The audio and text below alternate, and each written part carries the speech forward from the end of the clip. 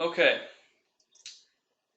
I know it becomes repetitious to hear a tribute speech about a loved one that passed away within the speaker's family. First of all, it's sad, and I know it may not be exactly what you want to listen to today. The problem is, a tribute speech is supposed to commemorate or celebrate someone on how they inspired you. There have been numerous people that have touched my life, and I am blessed to be acquainted with. But there is one person who I will always think of when I think of someone who has inspired me, and that's Grandpa Bob. Now then, I would be doing this speech commemorating him, whether he was alive or not, because I've done one before about him. It just so happens that he passed away a couple months ago on February 9th.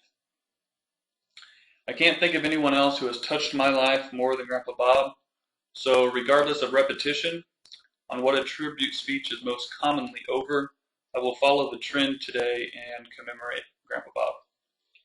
It all started on day one, the day I was born. He was the first one to hold me, and I knew this because he practically told me every other time I saw him that he got to be the first one to hold me when I was born. We all know grandparents are not supposed to have a favorite grandchild, but in this case, it was obvious that I was. From the day I was born up until I began school, Grandpa Bob took care of me every single day because my parents worked two jobs just to make ends meet, and my dad was still taking night classes. Grandpa Bob and I did everything together, from playing games at his house, learning how to read and do math, and even mowing the grass on his sit-down mower. We were inseparable. Even when school started for me, my brothers and I would more often than not spend the night over at his house on Fridays and or Saturday nights, where Mom and Dad would come and get us on Sundays and we would have lunch over there. During the summers when we were off from school, it was tradition from once a week Grandpa Bob would take care of me and my brothers too when they were old enough to go bowling. He would take us to go bowling every single week during the summer up until I was in college. We went out for lunch, we went bowling, and then we went to his house where we would play games all day up until about 4 o'clock or so in the afternoon, and then he took us home. His activity in my life was not only in this way, which I guarantee you is more than almost any other grandfather would do. My brothers and I, which by now I might as well give you their names, Mitchell and Grant, we all played sports, as most young boys do. We all played baseball, which was the favorite, basketball, soccer, and Grandpa Bob and of course Grandma too made it, no lie, to almost every single game I ever played. If there was a conflict between siblings and games, more often than not Grandpa Bob would come to my game.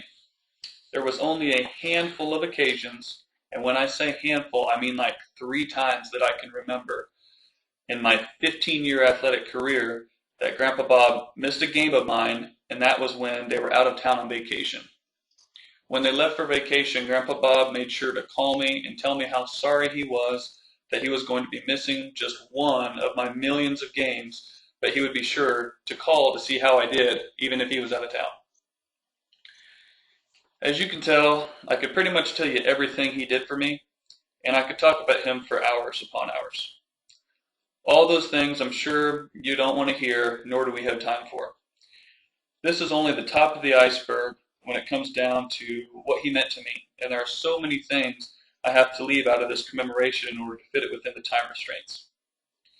He was an outstanding citizen in the community, where he mowed the grass out at Kimberry baseball complex nearly every day, and not only did he do it during baseball season, but he did it for the high school baseball team as well, my high school baseball team.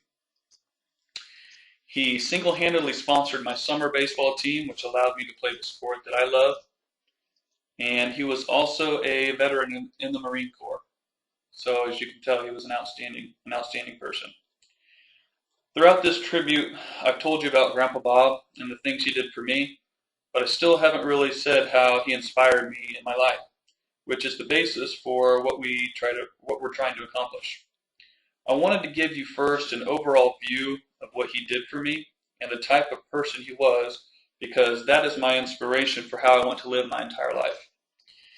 It has changed and sculpted my thinking on how to raise my children.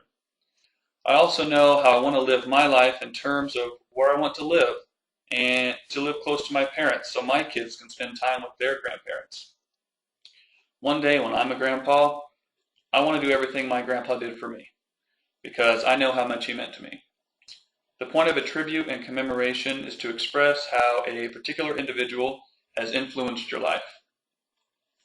Grandpa Bob has most definitely influenced my life in the past and the present, and it is through his influence and inspiration that he will continue to be a major part of my life goals, decisions, and my future. Thank you.